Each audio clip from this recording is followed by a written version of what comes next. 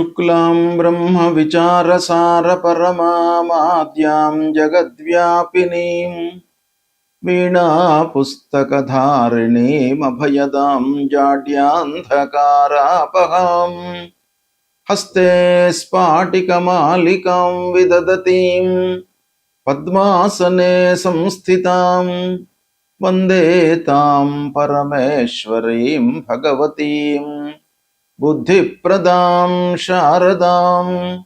శ్రీ మహాగణాధిపతయే నమః. శ్రీ మహాసరస్వత్యై నమః. శ్రీ గురుభ్యో నమః. శని గోచారము అంటే శని సంచరిస్తున్నటువంటి సమయం లోపల జాతకునికి అంటే 12 రాశులలో జన్మించినటువంటి వాళ్లకు ఎలాంటి ఫలితాన్ని ఇస్తాడు అనేటువంటి విషయాన్ని మనం చూసినట్టయితే, శని ఒక రాశిలో సంచరించడానికి దాదాపుగా 2.5 సంవత్సరాలు పడుతుంది. అంటే అత్యంత సమయము తీసుకునేటువంటి గ్రహము శనీశ్వరుడే. కనుకనే ఆ శని యొక్క వెలాసిటీ చాలా తక్కువ ఉంటుంది. అంటే రాశి లోపల ఎక్కువ రోజులు ఉండడానికి అవకాశం ఉంది. కనుక శని యొక్క ప్రభావము మానవుని పైన అత్యంత ప్రధానంగా అంటే ఎక్కువ మోతాదులో ఆ శని యొక్క ప్రభావం ఉండేటువంటి అవకాశం బాగా ఉంటుంది అని మన శాస్త్రం చెప్తోంది. అయితే ఈ శని 2.5 సంవత్సరాలు ఒక రాశిలో ఉన్నప్పుడు వివిధ నక్షత్రాల లోపల కూడాను మారుతూ ఉంటాడు. మీనరాశిలో ప్రస్తుతం సంచరిస్తున్నాడు శనీశ్వరుడు. అంటే పూర్వభాద్ర నక్షత్రం 4వ పాదంతో ప్రారంభమయ్యి రేవతి నక్షత్రం 4వ పాదంతో ఎండ్ అవుతుంది ఈ మీనరాశి. అంటే మొత్తం కలిపినట్టయితే 9 పాదాలలో ఈ శనీశ్వరుడు సంచరిస్తాడు మీనరాశిలో. అయితే ఈ మీనరాశిలో సంచరిస్తూ ఉన్నప్పుడు మొత్తం మీనరాశిలో ఒకే రకమైనటువంటి ప్రభావాన్ని ఇస్తాడా అందరికీ అనంటే ఇవ్వడు. వాళ్ళ జాతకాలను బట్టి ప్రభావం ఉంటుంది.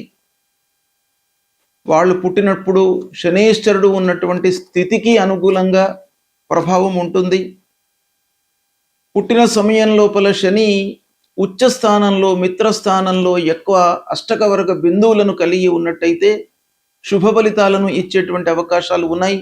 గోచార రీత్యా అశుభ స్థానంలో సంచరిస్తున్నప్పటికీ ఈ ఫ్యాక్టర్స్ అన్నీ కూడాను మనము ఫలితం చెప్పేటప్పుడు మనం లెక్కలోకి తీసుకోవాల్సి వస్తుంది.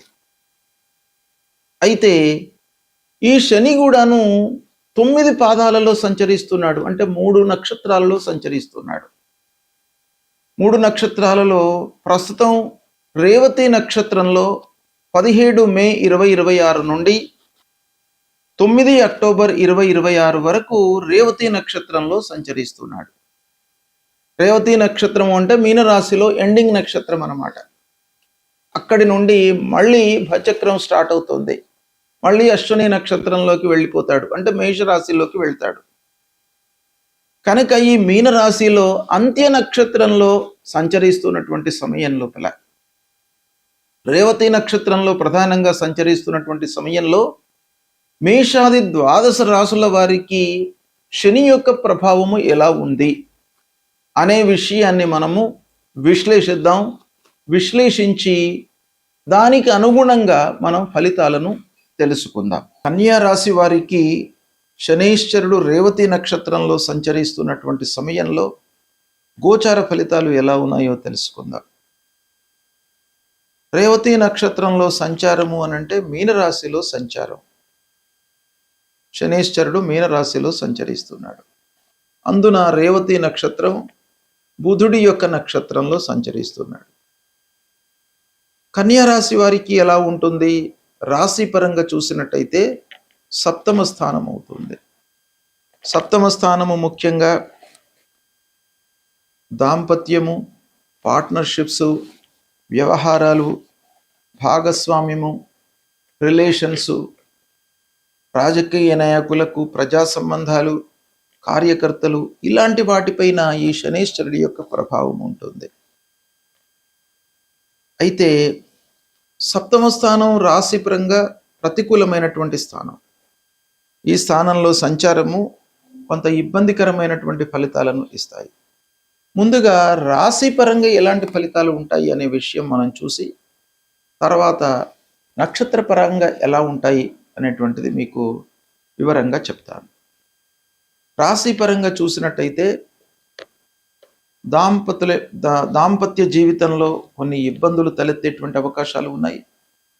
అంటే భార్యాభర్తల మధ్యన అన్యోన్యత లేకపోవడము, అగాధం ఏర్పడము, కలహాలు, ఏదో ఒక పాయింట్ దృష్టిలో పెట్టుకొని అనవసరమైనటువంటి గొడవలలోకి వెళ్ళడము, ఇలాంటివి ఉండడానికి ఆస్కారం బాగా ఉంది. ఇక వ్యాపారస్తులకు కూడాను ఇదే విధంగా పార్ట్నర్స్ మధ్యన కొన్ని ఇబ్బందులు తలెత్తుతాయి. తద్వారా వ్యాపారం లోపల ఇబ్బందులు. ఇకపోతే వివాహ ప్రయత్నం చేస్తున్నటువంటి వాళ్ళకు వివాహం లోపల ఆలస్యము, సంబంధాలు కుదరడం లోపల ఇబ్బందులు, ఆలస్యంగా కుదరడము. ఇకపోతే వ్యాపారస్తులు కానివ్వండి, ఉద్యోగస్తులు కానివ్వండి, కొత్త ఒప్పందాలు చేసుకోవడం లోపల కొంత నెమ్మదిగా ఆలోచించి స్టెప్స్ తీసుకోవడం చాలా అవసరము. కోర్టు వ్యవహారాలలో జాగ్రత్తలు. భార్య యొక్క ఆరోగ్యంపై మీరు బాగా శ్రద్ధ చూపాలి. సహనం చాలా అవసరం ఈ సమయం లోపల. స్థిరత్వం కొరకై మీరు చాలా జాగ్రత్తగా నిర్ణయాలు తీసుకోవడము ఈ సమయం లోపల అవసరము అనేది రాశి పరంగా మనకు ఈ విశ్లేషణ తెలియజేస్తుంది. ఇకపోతే కన్యా రాశి అనగానే మనకు 3 నక్షత్రాలు వస్తాయి. ఉత్తర ఫల్గుని నక్షత్రం 2, 3, 4 పాదాలు, హస్తా నక్షత్రం 1, 2, 3, 4 పాదాలు, చిత్తా నక్షత్రం 1, 2 పాదాలు. ఇవన్నీ కలిపి మనకు 9 పాదాలు అవుతాయి. అంటే ఈ 9 పాదాలలో జన్మించినటువంటి వాళ్ళందరూ కూడాను కన్యా రాశి జాతకులు అన్నమాట. కన్యా రాశి జాతకులందరికీ ఒకే రకమైనటువంటి శని యొక్క ప్రభావం ఉంటుందా అని అంటే ఉండదు. వయస్సు రీత్యా ప్రభావం లోపల మార్పు ఉంటుంది.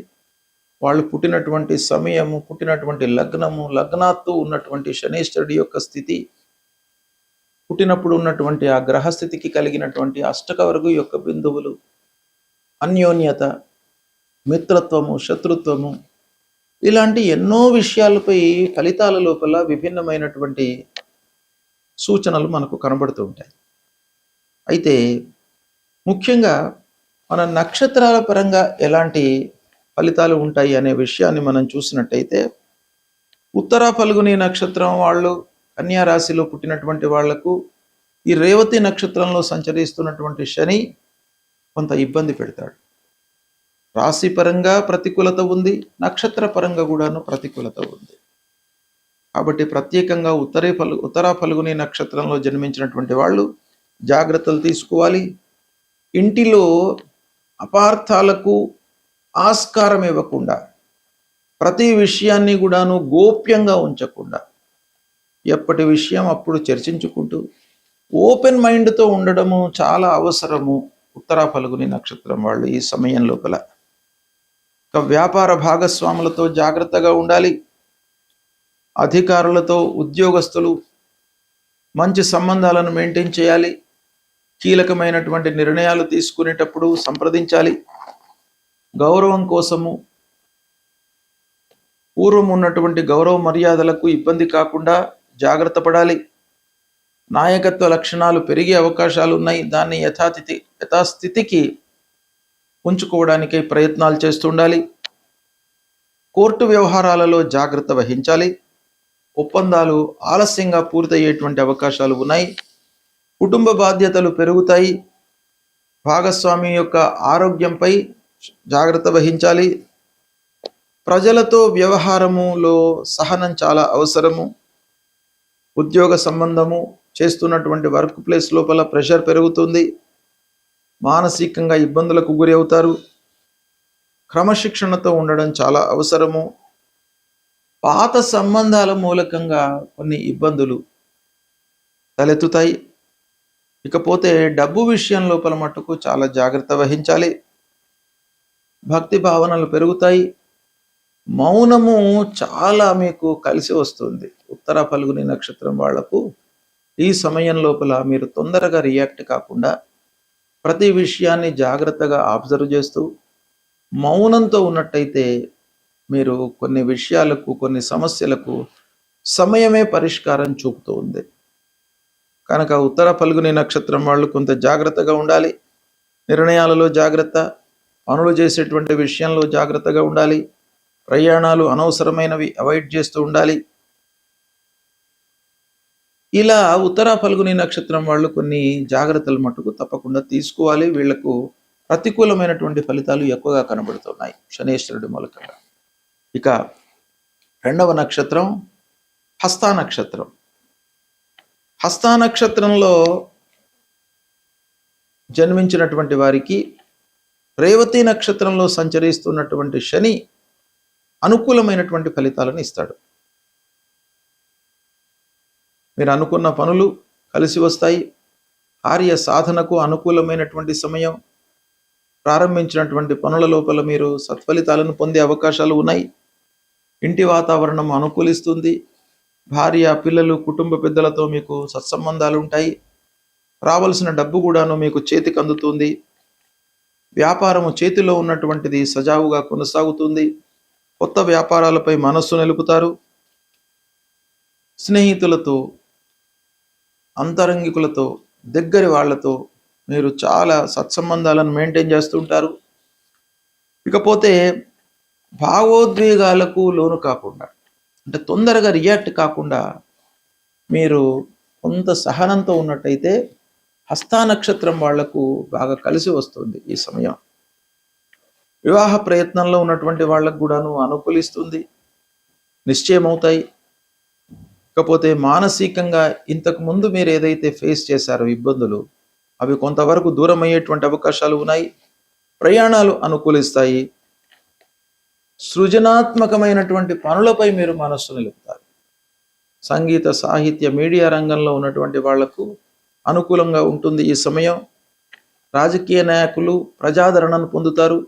నెమ్మదిగా, అంటే క్రమేపీ ఒక స్థితికి వచ్చేటువంటి అవకాశం కనబడుతుంది. ఒప్పందాలను చేసుకుంటారు. కోర్టు వ్యవహారాలు అనుకూలిస్తాయి. భక్తి మార్గంలో మీరు ప్రయాణం చేస్తారు. పాత సంబంధాలు, పాత సమస్యలు ఒక కొలిక్కి వస్తాయి. ఉద్యోగంలో ఒత్తిడి ఉన్నప్పటికీ మీకు అనుకూలమైనటువంటి ఫలితాలు రావడం మూలకంగా కొంత సంతృప్తిని పొందుతారు. ఆరోగ్యం నిలకడగా ఉంటుంది. ఇలాంటి ఫలితాలు హస్త నక్షత్రం వాళ్ళకి కొంత అనుకూలంగా ఉంటుంది ఈ సమయం లోపల. ఇక మూడవ నక్షత్రము చిత్తా నక్షత్రం. చిత్తా నక్షత్రానికి అధిపతి కుజుడు. కన్యారాశి, కన్యారాశికి అధిపతి బుధుడు. రేవతి నక్షత్రంలో శనేశ్వరుడు సంచరిస్తున్నాడు. కాబట్టి రాశ్యాధిపతి, నక్షత్రాధిపతి ఒకరే. ఆ కాంబినేషన్ కొంత కలిసి వచ్చినప్పటికీ రాశిపరంగా సప్తమ స్థానం గోచార రీత్యా ప్రతికూలం. నక్షత్ర రీత్యా చిత్తా నక్షత్రం, రేవతి నక్షత్రం కూడాను అంత అనుకూలత లేదు. కాబట్టి కొన్ని విషయాలలో మట్టుకు మీరు జాగ్రత్తలు వహించాలి. అంటే ప్రతి విషయాన్ని కూడాను కూలంకషంగా మీరు ఆలోచిస్తూ నిర్ణయాలు తీసుకోవాలి. ఓవర్లుక్ చేయకూడదు, తొందరపడకూడదు. సహనం చాలా అవసరము అనేటువంటి విషయం మనకి ఇక్కడ తెలుస్తుంది. పోటీ పరీక్షలకు ప్రిపేర్ అవుతున్నటువంటి వాళ్ళు కొన్ని జాగ్రత్తలు తీసుకోవాలి. కాంపిటేటివ్ స్పిరిట్తో మనం ముందుకు వెళ్ళాలి. అప్పుడు మీకు సత్ఫలితాలు కలుగుతాయి. సోదరులతో సత్సంబంధాలు ఉంటాయి. బంధువులు, ఆత్మీయులు, చిన్ననాటి మిత్రులను కలుసుకోవడం మూలకంగా కొన్ని ఖర్చులు పెరిగే అవకాశాలు ఉన్నాయి. ఆవేశమైనటువంటి నిర్ణయాలు తీసుకోవడం మూలకంగా కొంత నష్టం వాటిల్లుతుంది. కోర్టు వ్యవహారాలలో ఇబ్బందులు తలెత్తుతాయి. ఇక టెక్నికల్ ఫీల్డ్లో ఉన్నటువంటి వాళ్లకు కొంత కలిసి వస్తుంది. ధైర్యంతో మీరు నిర్ణయాలు తీసుకుంటారు. తద్వారా మీకు కొన్ని కలిసి వచ్చేటువంటి అంశాలు కూడాను ఉన్నాయి. ఇకపోతే వ్యాపారం చేస్తున్నటువంటి వాళ్ళు మటుకు చాలా జాగ్రత్తగా నిర్ణయాలు తీసుకోవాలి. కొత్త వ్యాపారానికి స్విచ్ కాకుండా చేతిలో ఉన్నటువంటి వ్యాపారంపై మీరు మనస్సు నిలపడం చాలా అవసరము.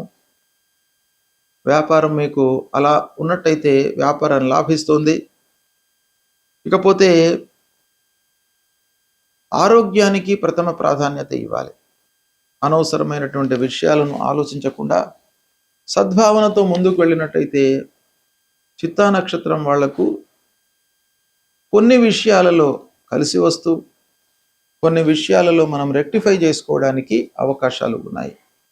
అయితే ఓవరాల్గా ఆలోచించినట్టయితే కన్యా రాశిలో జన్మించినటువంటి వాళ్లకు, ప్రత్యేకంగా హస్తా నక్షత్రంలో జన్మించినటువంటి వాళ్లకు ఈ రేవతి నక్షత్రంలో శనీశ్వరుడు సంచరిస్తున్నటువంటి సమయము అనుకూలంగా ఉంటుంది.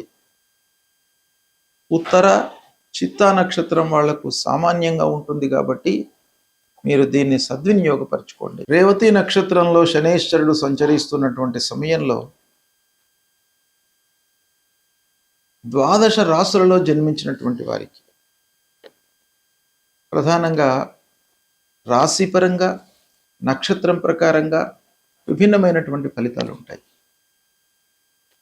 శనీశ్వరుడు ముఖ్యంగా 3, 6, 11 స్థానాలలో సంచరిస్తున్నటువంటి సమయంలో రాశి పరంగా ఆలోచించినట్టయితే మంచి ఫలితాలను ఇస్తాడు.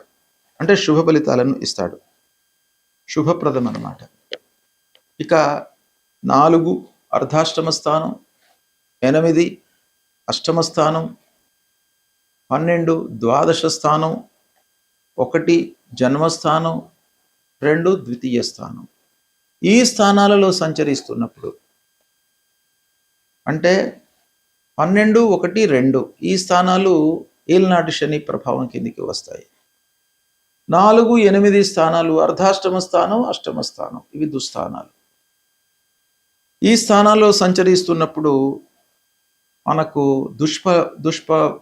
దుష్ప్రభావం ఎక్కువ ఉంటుంది. అంటే కఠినమైనటువంటి పరీక్షలకు మనం నిలబడవలసి వస్తుంది. ఇక సప్తమ స్థానము, దశమ స్థానము కొంత బాధ్యతలను మనకు కలుగజేస్తాయి. అంటే ఈ స్థానాలు న్యూట్రల్ స్థానాలు అన్నమాట. అంటే గోచార రీత్యా ప్రతికూలమే అయినా కూడాను మనము కొంత కష్టపడి ఆలోచించి నిర్ణయాలు తీసుకున్నట్టయితే ఫలితాలను మనము మన వైపుకు మోల్డ్ చేసుకోవడానికి అవకాశాలను కలిగించేటువంటి స్థానాలు అన్నమాట. ఈ విధంగా ఈ స్థానాలలో సంచరిస్తున్నప్పుడు మనం ఏం చేయాలి? ముఖ్యంగా 4, 8, 12, 1, 2 ఈ స్థానాలలో సంచరిస్తున్నప్పుడు శనికి సంబంధించినటువంటి పరిహారాలు చేసుకోవాలి. శని ముఖ్యంగా మనకు వేటిపైన ప్రభావం చూపిస్తాడు అనే విషయాన్ని కూడాను మనం దృష్టిలో పెట్టుకోవాలి. ఏంటంటే మానవుని యొక్క కర్తవ్యము 2. 1 భగవంతుణ్ణి మనం కొలవడము, కష్టాల నుంచి గట్టెక్కించడానికి భగవంతుడిని కీర్తించడము, భగవంతుడికి సంబంధించినటువంటి స్తోత్రాలను పారాయణం చేయడము, ఇది ఒక రకమైనటువంటి పరిహారం. 2వది శని యొక్క కారకత్వము, శని యొక్క ప్రభావము ఏ కార్నర్ పైన ఉంటుంది అనే విషయాన్ని మనము తెలుసుకొని పసిగట్టి వాటిపైన మనం ఎక్కువ ఫోకస్ పెట్టాలి. అంటే ఆ కార్నర్స్లో మనకు నష్టం జరగకుండా మనము ఎక్కువ ఫలితాలను, ఎక్కువ ప్రభావాన్ని మన వైపు నుంచి మనము ఎక్కువ నైపుణ్యాన్ని మనం చూపించాలి. అంటే ఎఫర్ట్స్ పెట్టాలి. ఏంటంటే శని ముఖ్యంగా శని స్వభావము పనులను ఆలస్యంగా పూర్తి చేయిస్తాడు, పనుల లోపల ఆటంకాలను కలిగిస్తాడు. మన లోపల ఒక క్రమశిక్షణను తీసుకువస్తాడు. ఇది కొంత పాజిటివ్ పాయింట్. అంటే కష్టాలకు గురి చేస్తాడు, కానీ ఆ కష్టాల నుంచి మనిషి ఒక క్రమశిక్షణను నేర్చుకుంటాడు. అంటే అస్తవ్యస్తంగా ఉన్నటువంటి జీవన విధానము ఒక క్రమశిక్షణలోకి తీసుకురావడానికి శనీశ్వరుడు బాగా ఉపయోగపడతాడు. తర్వాత మనము చేసినటువంటి పనులకు ప్రతిఫలాన్ని కూడాను పొందేటువంటి అవకాశం ఇస్తాడు. అంటే కర్మఫలం అన్నమాట. ఏదైనా కూడాను ఫలితం అనేది మనం చేసేటువంటి కర్మ పైననే ఆధారపడి ఉంటుంది అనేటువంటి ఒక విచక్షణను మన లోపల కలిగిస్తాడు శనీశ్వరుడు. కాబట్టి కర్మకు ప్రాధాన్యత మన లోపల కలిగిస్తాడు. అంటే పనులు మనము చాలా ఒళ్ళు దగ్గర పెట్టుకొని పనులు చేయాలి అనేటువంటి ఒక మనస్తత్వాన్ని మన లోపల క్రియేట్ చేస్తాడు. బాధ్యతలను గుర్తు చేస్తాడు. కాబట్టి ఇలాంటి కార్నర్స్ లోపల శని యొక్క ప్రభావం ఉంటుంది. కాబట్టి మనం వీటిపైన ఫోకస్ చేసి మన నైపుణ్యతను ఎఫర్ట్స్ను పెట్టినట్టయితే మనము కొన్ని అనర్థాలను రెక్టిఫై చేసుకోవడానికి అవకాశం ఉంటుంది. అయితే భగవంతుణ్ణి మనం ప్రార్థించేటువంటి సమయంలో ముఖ్యంగా శనీశ్వరుడి యొక్క మూలమంత్రాన్ని మనము చదువుకోవాలి ప్రతినిత్యం కూడాను. ఏంటి అని అంటే, నీలాంజన సమాభాసం రవిపుత్రం యమాగ్రజం ఛాయా మార్తాండ సంభూతం తం నమామి శనైశ్చరం అనేటువంటి మూలమంత్రాన్ని ప్రతినిత్యం కూడా చదువుకోండి. స్నానం చేసిన తర్వాత మన ఇంట్లో ఉన్నటువంటి దేవుడి దగ్గర ఒక్క క్షణం నిశ్చలమైనటువంటి మనస్సుతో నిలిచి ఆ భగవంతుణ్ణి నమస్కరిస్తూ ఈ శ్లోకాన్ని పఠించండి. ఆంజనేయ స్వామి గుడికి వెళ్ళండి. హనుమాన్ చాలీసా పారాయణం చేయండి. నల్ల వస్త్రము, నువ్వుల నూనె, ఇనుప ముక్క ఇలాంటివి దానంగా ఇవ్వండి. నీడీ పర్సన్స్కు వస్త్రదానం చేయండి. అంటే ఎవరైతే ఇబ్బందులలో ఉన్నారో వాళ్లకు వస్త్రదానం చేయండి. ఆకలితో అలమటిస్తున్నటువంటి వాళ్లకు మీ శక్తి కొలది అన్నదానం చేయండి. రోజు ఒకరికి ఇద్దరికి మీకు వీలైతే అన్నం పెట్టించండి. ఇలాంటివి చేయడం మూలకంగా మీకు ఆ భగవంతుడి యొక్క అనుగ్రహం కలుగుతుంది. తప్పకుండా గ్రహాల మూలకంగా ఏవైతే దుష్ప్రభావము కలుగుతుందో అవన్నీ కూడాను దూరమవుతాయి. భగవంతుడి యొక్క అనుగ్రహం లభిస్తుంది. శుభం.